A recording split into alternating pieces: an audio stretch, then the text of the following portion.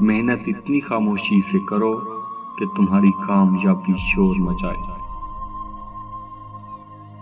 भरोसा रखो उस रब पर जो किसी को मायूस नहीं करता।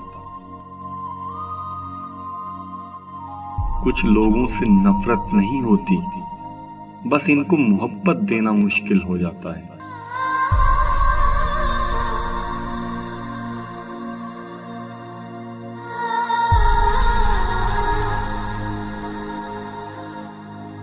अगर जन्नत में अपनी मर्जी से जिंदगी गुजारना चाहते हो तो इस दुनिया में अपने रब की मर्जी से जिंदगी गुजारो। सजा देना मुझे भी आता है, पर दिलो दिमाग में खुदा का खौफ आता है।